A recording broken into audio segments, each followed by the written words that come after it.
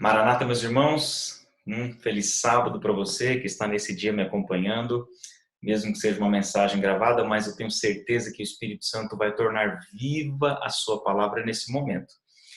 E todos os meus irmãos da Igreja do Clima Bom, os demais amigos que estão acompanhando aí, que Deus abençoe muito a vida de vocês.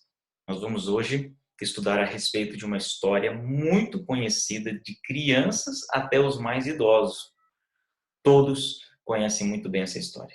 Eu convido você para abrir a sua Bíblia comigo lá em Lucas capítulo 15. Lucas capítulo 15, você já imagina, né? Quais são as histórias que estão em Lucas 15, as parábolas. E nós vamos então entender melhor qual é o recado de Deus para nós aqui nesse texto tão importante. Lucas capítulo 15, nós vamos hoje estudar sobre dois filhos e dois caminhos. Como nós podemos aprender algo a respeito desse momento em que estamos vivendo, nessa fase de pandemia, nesse momento em que nossa fé está sendo provada? Qual é a essência, qual é a base do ser cristão nesses momentos em que nós estamos vivendo? Abriu a Bíblia aí? Vamos juntos? Então, leia comigo. Aproximavam-se de Jesus todos os publicanos e quem mais? Pecadores, para o ouvir. E murmuravam os fariseus e os escribas, dizendo: Este recebe pecadores e come com eles. Então nós vemos aqui duas classes de pessoas. Primeiramente, publicanos e pecadores. Ou seja, publicanos, aqueles que eram considerados traidores da nação. Pecadores, aquele tipo de gente que nenhuma mãe deixaria seu filho andar. Eram as más companhias. E eu fico imaginando Jesus sentado na calçada, pedindo uma marmita e comendo junto com aquele povo, na rua, conversando e curando suas almas, né? E as pessoas vinham até ele e era uma coisa linda. Mas se aproximou de Jesus naquele momento uma outra classe de pessoas, os fariseus e os escribas. Aquelas pessoas perfeitas, que não saíam de dentro da igreja, que tinham cargos elevados na igreja, que tinham um alto conceito de santidade muito exacerbado, assim, muito elevado. E o que eles faziam? Eles chegavam lá, ajudavam Jesus a lidar com aquelas pessoas? Não. Eles formavam uma rodinha, o que a gente chama de panelinha, e ficavam falando de Jesus pelas costas. Ficavam murmurando, falando mal de Jesus. Acontece, meus irmãos, que nós, muitas vezes, chamamos essa parábola aí de parábola do filho pródigo, e o enfoque recai no filho pródigo. A parábola que nós vamos ver daqui a pouco. Mas Jesus conta 3 parábolas visando alcançar os seus 2 públicos, porque haviam 2 públicos distintos ali. Primeiro, publicanos e pecadores, representando os filhos rebeldes, e os fariseus, os escribas, representando os filhos perfeitos. E Jesus conta a parábola da ovelha perdida, representando aqueles pecadores e publicanos que se perderam sem nem saber aonde e quando se perderam. E Jesus conta a parábola da dracma perdida para alcançar o coração daqueles que se perderam dentro de casa, fariseus e os escribas. E depois Jesus mistura tudo e conta uma parábola que mexe com os 2 públicos, a parábola do filho pródigo. Em alguns países é traduzido como parábola dos 2 filhos. Eu particularmente acho mais coerente, porque a ênfase da parábola não é o filho pródigo. A ênfase da parábola é o pai. Ele é o personagem causal, ele é aquele que começa, aquele que termina, é aquele que faz ali todo um trabalho de conciliação dos 2 filhos. Então percebemos que não se trata de um filho perdido, são 2 filhos perdidos. Só que são 2 formas diferentes de se perder. A primeira forma é rebelião. Quebrar o relacionamento com o pai, romper o relacionamento, sair de casa, sair da igreja, não querer voltar mais, quebrar todos os mandamentos de Deus deliberadamente. Mas tem a segunda forma de se perder. que é cumprindo todos os mandamentos de maneira perfeita, porém sem relacionamento com o Pai. Os fariseus e os escribas eram perfeitos, eram conhecedores da palavra, da lei, das tradições, só que fizeram disso um fim em si mesmo. Perderam o amor, perderam a presença de Deus em suas vidas interiores. E o resultado? Eles eram tão zelosos para cumprir aquilo que era legal. Morris Venden diz que eles crucificaram Jesus, os fariseus, na sexta-feira à tarde, e voltaram rapidamente para os seus lares para fazer o culto de pôr do sol, para não transgredir o sábado. E foram justos por isso? De forma nenhuma. Então, para você perceber que tem muitas pessoas até hoje que estão se esforçando para cumprir fielmente a parte que lhe corresponde, para obedecer tudo quanto está escrito, mas que não entenderam a essência da vida cristã ainda. E que, por outro lado, tem aqueles que não querem saber disso, não querem saber de religião. Eles, por outro lado, não estão preocupados porque estão cansados da chamada hipocrisia. Eles pensam que a solução é sair da igreja. Então, um quebra o relacionamento com o pai, porque quebra todos os mandamentos e normas que aquele pai deu para aquela casa, e o outro rompe o relacionamento com o pai. A verdade é que nem havia relacionamento mais, mesmo que sem sair de casa e fazendo tudo aquilo que o pai pede. E isso fica evidente nas falas deles, né? Na maneira como Jesus coloca essa parábola. Por exemplo, capítulo 15, a partir do verso 11, continuou: certo homem tinha 2 filhos. Aqui já começa algo interessante. Não era comum naquele tempo um homem ter 2 filhos. Era comum que eles tivessem muitos filhos, mas aqui mencionam 2. Jesus está claramente dizendo que a perda de um dos filhos é uma perda irreparável para o pai. A perda de 50%. Ou os 2, então, nem se fala. É para você entender como Deus olha cada um de nós. No céu tem um lugar que é só nosso.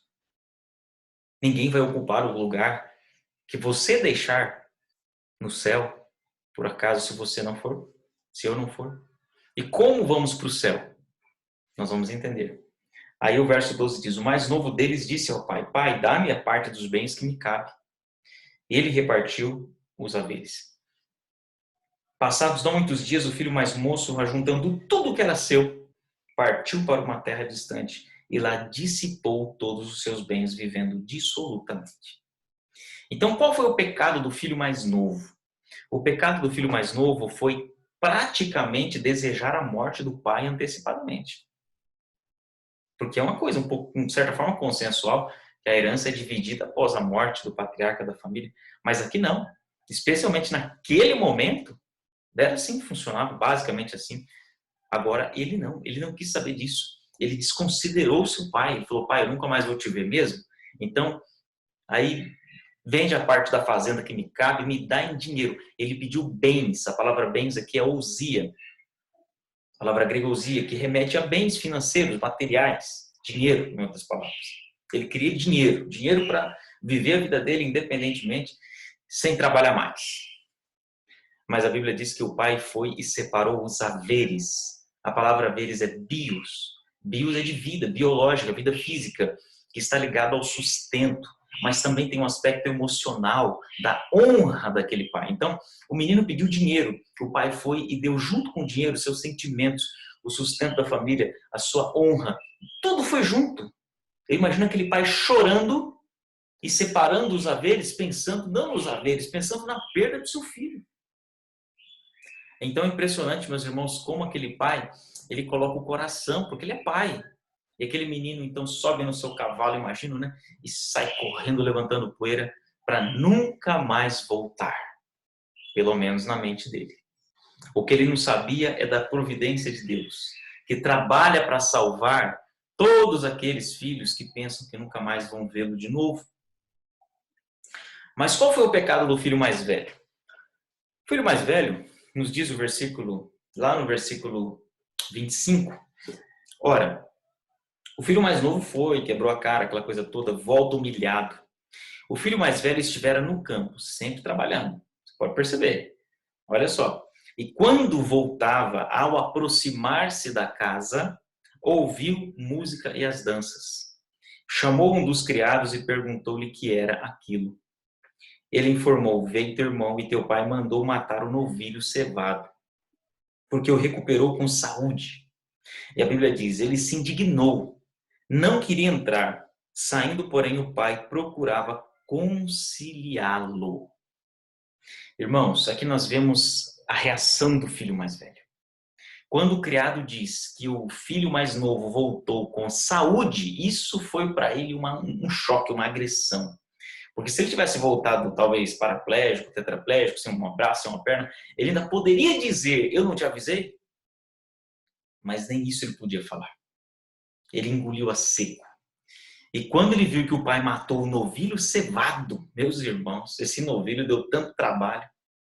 Porque imagino, né? O novilho era aquele animal assim que era cevado, preparado para aquela festa de fim de ano da família, né? Eu imagino que eles preparavam aquele novilho com muita antecedência para uma ceia especial.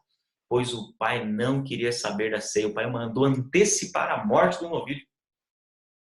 O que o pai queria, na verdade, era celebrar naquele momento. E o filho mais velho trabalhando. E quando ele ouviu a música, as danças, ele falou: não me convidaram? Por que essa festa? E quando ele descobriu o motivo da festa, meus irmãos, ele ficou indignado. Ele disse que ele se indignou. Por que se indignou? Porque o orgulhoso se indigna. A pessoa que não ama sente indignação. A pessoa que tem um elevado senso de justiça própria, como Paulo nos diz, essa pessoa, irmãos, ele não consegue lidar com a vitória alheia. Ele não tem estrutura para aceitar o regresso dos filhos pródigos. É muito difícil para ele entender que alguém que errou, pecou, fez tanta coisa, recebe o perdão. Não consegue perdoar. Porque uma vez houve uma declaração que perdoar é perder. E ele não quer perder. Não quer perder. Jesus está falando, olhando para aqueles fariseus e escribas, dizendo: olha, o filho pródigo, os filhos mais novos, correm risco de perder a salvação. Porque quebraram o relacionamento com o pai, saíram, quebraram os mandamentos, foram para a vida de pecado. Mas vocês não quebraram mandamentos, mas também não têm relacionamento com o pai. E também estão perdidos. Essa é a evidência na vida do filho mais velho. Pela reação que ele esboça, é isso que nós podemos ver claramente. Então a realidade é que nem o filho mais novo e nem o mais velho tinham relacionamento com o pai. E nem um com o outro. E por esse motivo, os dois viviam perdidos dentro da mesma casa.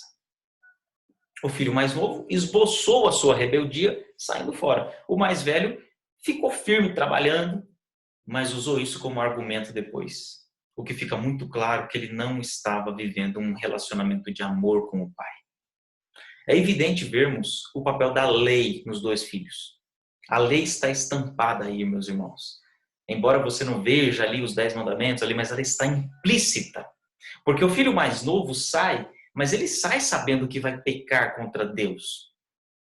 Ele volta pedindo perdão. Se ele pede perdão é porque ele sabia que pecou, sabia que quebrou a lei. E o papel da lei é justamente esse, mostrar o nosso pecado. Já o filho mais velho, olha a declaração que ele faz. O versículo 29. Mas ele respondeu ao pai: há tantos anos que te sirvo, sem jamais transgredir uma ordem tua, e nunca me deste um cabrito sequer para alegrar-me com os meus amigos. Então ele fala: eu te sirvo a vida toda. Só que ele usa a palavra doulos. Doulos é escravo. Eu te sirvo, eu sou seu escravo, eu sou seu empregado. Então ele, na mente dele, ele não era um filho, ele era um empregado. E Jesus Cristo veio dizer o quê? Já não vos chamo servos, e sim amigos. Então perceba que não havia relacionamento de amizade entre ele e o pai. Havia uma concepção de que ele era escravo do pai. E o pai nunca havia dado nenhum cabrito para ele celebrar com os amigos. Então ele tinha essa concepção diminuída. Ele não tinha autoestima, ou não sei o que dizer, mas a realidade é que esse jovem não entendeu o seu papel como filho. E deixa eu te falar, se você não entender que, sobretudo, você é filho de Deus, que Ele te ama, independente do que você faça, ou de quão religioso você seja, amigo, você não entendeu a essência da salvação. A essência da salvação é um Deus que se fez homem para salvar homens. Tem pessoas que se esforçam para obedecer a lei, se esforçam para obedecer a lei, pensando que com isso vão ser fiéis. Olha o discurso que ele fez aqui, ó. Há tantos anos eu te sirvo sem jamais transgredir uma ordem tua. O que ele está dizendo? Eu nunca quebrei seus mandamentos, eu nunca transgredi uma ordem tua. Agora o senhor vem e me diz que esse seu filho aí merece o novilho cevado e nem um cabrito o senhor me deu. Esse é o drama atual de muitos adventistas e muitos cristãos. Especialmente os adventistas. Muitos adventistas carregam a lei de Deus nas costas. Parece um fardo. Carregam as tábuas de pedra nas costas até hoje. Se esforçam para obedecer a lei e andam, vivem o seu cristianismo de forma moribunda, né? De maneira mórbida, de maneira pesarosa. Irmãos, nós estamos estudando isso na lição da Escola Sabatina o tempo todo. E Jeremias 31, a partir do verso 33, nos diz que na nova aliança, Deus imprimiria a sua lei em duas partes do nosso corpo. E que Deus é esse? Hebreus 10 fala que é o Espírito Santo, na mente e no coração. Então eu te pergunto, o que é ser cristão?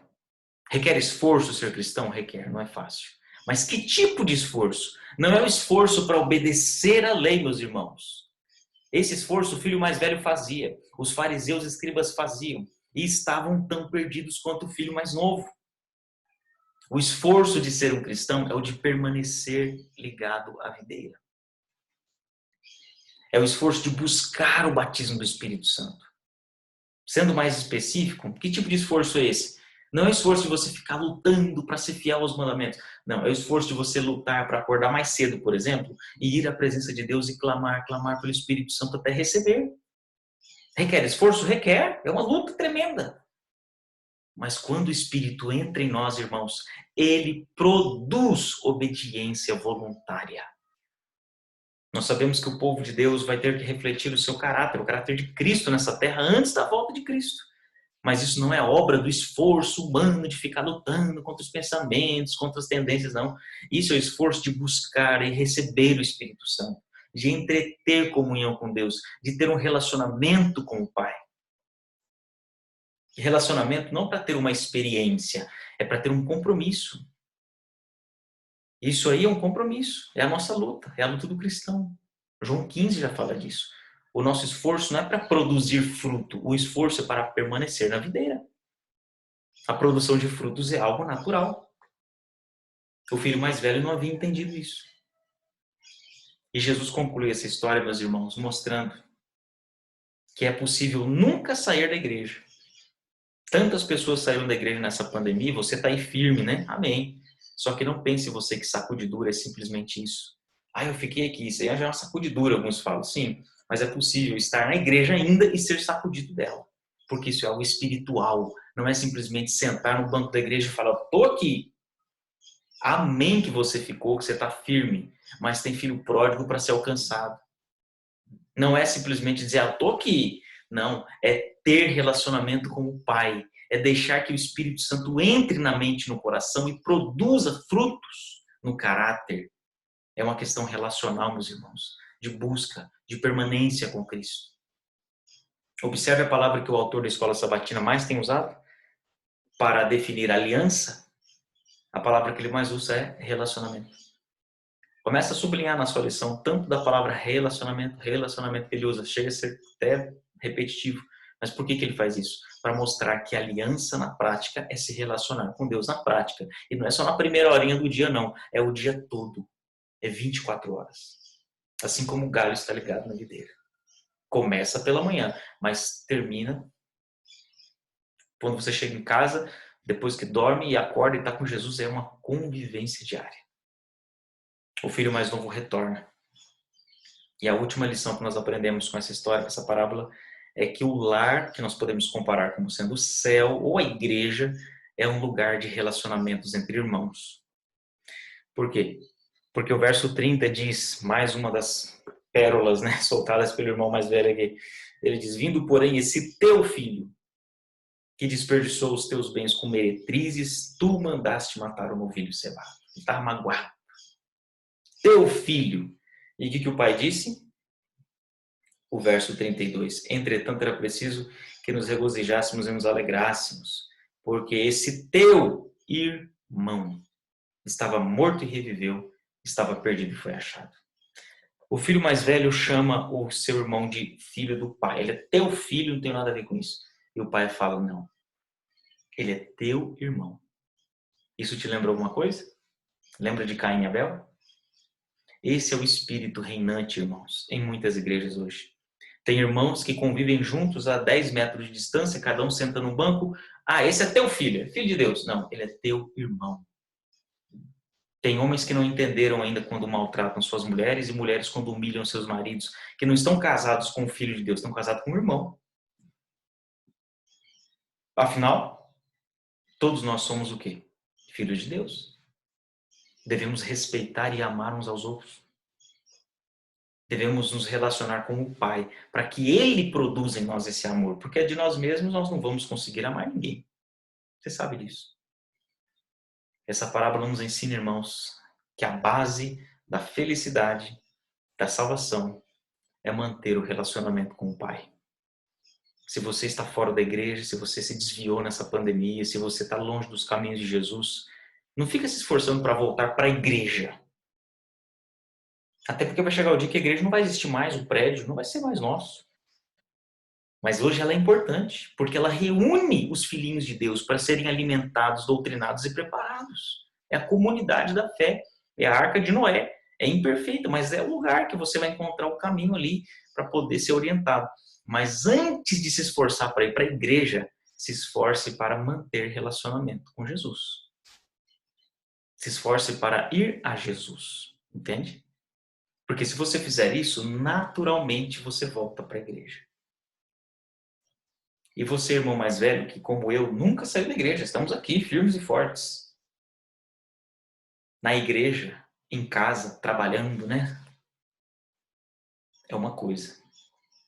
Trabalhar para Deus é fácil. Agora, manter relacionamento com Deus é difícil. Por quê? Porque a nossa natureza não gosta dele.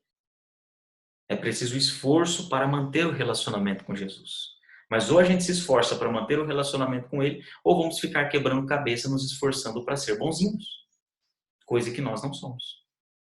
A essência da vida cristã, meus irmãos, Jesus falou para aqueles dois grupos, pecadores e publicanos, voltem, se batizem, venham para o relacionamento com o Pai. Não brinque com o pecado, que o pecado tira a vida e destrói. E a história diz que o filho pródigo voltou, se arrependeu, foi salvo. Mas Jesus olha para os publicanos e escribas e fala, vocês que nunca saíram da casa de Deus, que nunca desobedeceram uma ordem e um mandamento, pois é, vocês também estão perdidos. Porque vocês fazem tudo isso sem a presença do Pai. Lembra de Nicodemos? Pois é, era perfeito no aspecto exterior, mas na essência faltava nascer de novo. E ninguém nasce sozinho. É preciso o trabalho de outra pessoa, de outras pessoas para dar a vida a alguém. Então nós precisamos do trabalho do Espírito Santo para produzir vida espiritual em nós. É uma questão de dependência, é uma questão relacional. Tenho que me relacionar com Cristo para ter mais e mais do Espírito cada dia. Desejo que Deus te abençoe na sua jornada e que você possa estreitar o relacionamento com Jesus no dia de hoje. Vamos orar? Pai querido, não sei se falo aqui para filhos mais velhos ou filhos mais novos. O filho mais velho não voltou. A Bíblia não diz que ele se arrependeu. Ele endureceu o seu coração. Então eu oro pelos meus irmãos que, como eu, estamos na igreja, mas que nosso foco não seja meramente a igreja, o serviço, o trabalho, mas seja manter um relacionamento de fé, a justificação pela fé na prática com o Senhor Jesus Cristo que nos leva ao Pai. Nos salva, Pai. Nos desperta. E oro pelos irmãos mais novos, por aqueles que se afastaram, se rebelaram, que estão quebrando os mandamentos deliberadamente, que teu Espírito os convence e eles aceitem o teu chamado como fez aquele filho. Que todos possamos nos reconciliar e sermos irmãos, filhos do mesmo Pai, nos preparando para morar no mesmo céu. Nós oramos em nome de Jesus. Amém. Deus te abençoe. Fique com Deus. Que o Senhor Jesus cubra a sua vida de bênçãos.